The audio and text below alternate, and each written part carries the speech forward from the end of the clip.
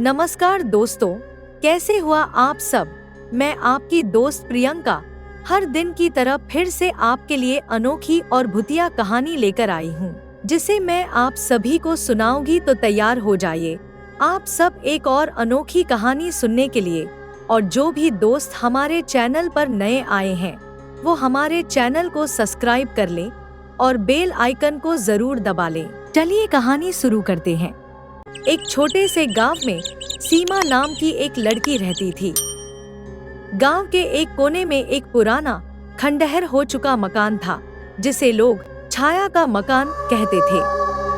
वहां जाने से लोग डरते थे, क्योंकि कहा जाता था कि वहां आत्माओं का बसेरा है।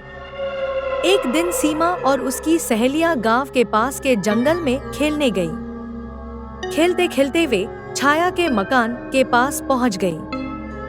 सहेलियां डर के मारे वहां से भाग गईं, पर सीमा की जिज्ञासा बढ़ गई। उसने सोचा कि वह मकान के अंदर जाकर देखेगी कि वहां ऐसा क्या है जिससे लोग डरते हैं। सीमा ने मकान के दरवाजे को धीरे धीरे खोला और अंदर दाखिल हुई। मकान के अंदर एक अजीब सी सिहरन थी। दीवारों पर पुराने चित्र लगे थे, जिन पर धूल और मकड़ियों के जाले थे।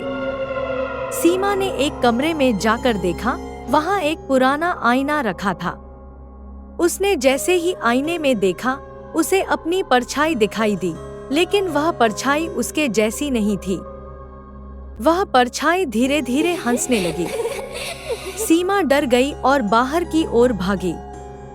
बाहर आने पर उसने देखा कि उसकी सहेलियां उसका इंतजार कर रही थी। उसने उन्हें अपनी आपबीती सुनाई, लेकिन किसी ने उसकी बात पर विश्वास नहीं किया। उस रात सीमा को नींद नहीं आई। उसे हर जगह वह परछाई दिखाई देने लगी। वह जब भी आईने में देखती, उसे वही हंसती हुई परछाई नजर आती।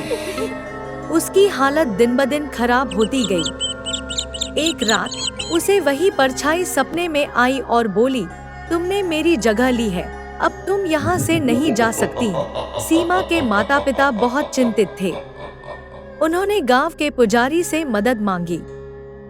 पुजारी ने कहा कि उस मकान में एक अभिशापित आत्मा है, जो किसी भी व्यक्ति की परछाई पर कब्जा कर लेती है। उसे मुक्त करने का एक ही तरीका है कि मकान में एक विशेष पूजा की जाए। पुजारी, सीमा के माता पिता और कुछ गांव वाले मिलकर उस मकान में पहुंचे। उन्होंने वहां पूजा शुरू की। जैसे ही पूजा आगे बढ़ी, मकान के अंदर अजीब-अजीब आवाजें आने लगी। मकान की दीवारें हिलने लगी और हवा में एक सिहरन फैल गई। पूजा के अंत में पुजारी ने कहा, आत्मा, हम तुम्हें मुक्त करने आए हैं, कृपया इस लड़की को छोड़ दो। अचानक एक तेज रोशनी फैली और आईने के अंदर से एक छाया निकलकर गायब हो गई। मकान में शांति छा गई। सीमा ने महसूस किया कि वह अब ठीक है। उसकी परछाई भी सामान्य हो गई थी। गांव वालों ने राहत की सांस ली। उस घटना के बाद छाया का मकान हमेशा के लिए बंद कर दिया गया। कोई भी अब उस मकान के पास नहीं जाता था। गांव के लोग इस घटना को याद करके सिहर उठते थे, लेकिन वे जानते थे कि सीमा की बहादुरी और पुजारी की पूजा ने उन्हें एक बड़े अभिशाप से मुक्त कर दिया था। गांव में अब फिर से शांति थी, लेकिन लोग उस मकान को कभी नहीं भूले। वह मकान अब भी वहां खड़ा था, अपनी खामोश कहानी के साथ, लेकिन अब उसमें कोई आत्मा नहीं थी। सीमा ने उस दिन के बाद से कभी भी अजीब चीजों के पीछे जाने की कोशिश नहीं की। उसने समझ लिया था कि हर रहस्य को जानना जरूरी नहीं होता, लेकिन उसके मन में अब भी उस रात की भयावहता और आईने में दिखने वाली परछाई की यादें जिंदा थी। कुछ साल बाद गांव में एक नई फैमिली आकर बसी। वे लोग शहर से आए थे और गांव की शांति में अपने जीवन को बसाना चाहते थे। उन्होंने उसी खंडहर हो चुके मकान को ठीक कराने का निर्णय लिया और वहां रहने लगे। गांव वालों ने उन्हें चेतावनी दी, लेकिन नई फैमिली ने उनकी बातों को महज अंधविश्वास मानकर नकार दिया। रात होते ही मकान में अजीब घटनाएं शुरू हो गईं। दरवाजे खुद ब खुद बंद होने लगे, खिड़कियां तेज हवा के झोंके से खुलने बंद होने लगी। उस परिवार के बच्चे को अक्सर रात में किसी के रोने की आवाज सुनाई देती थी। धीरे उस मकान की खौफनाक कहानियां फिर से गांव में फैलने लगी। सीमा को जब यह सब पता चला, तो उसने सोचा कि शायद मकान में कुछ और भी रहस्य छिपे हैं। उसने अपने पुराने मित्रों को बुलाया और उस फैमिली की मदद करने का निर्णय लिया।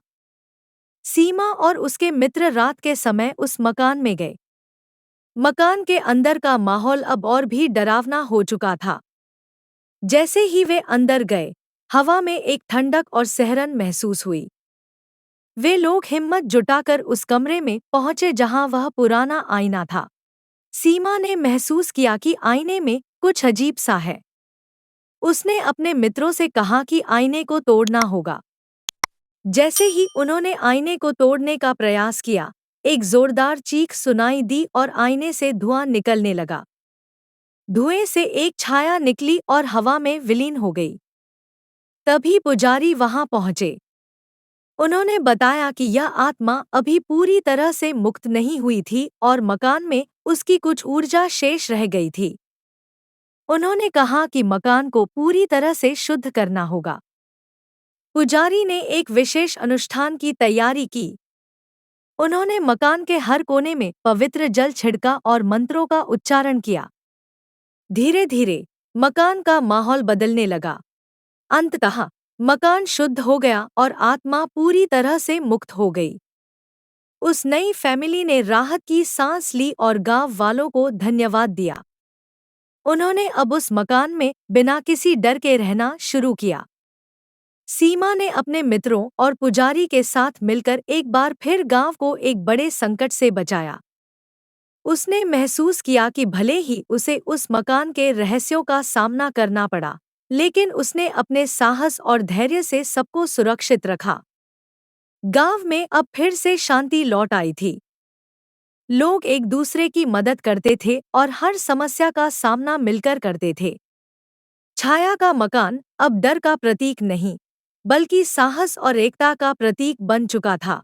सीमा ने अपने जीवन की इस घटना से सीखा कि कभी-कभी अंधविश्वासों में भी सच्चाई छिपी होती है और हर रहस्य को जानने के लिए हमें धैर्य और साहस की जरूरत होती है।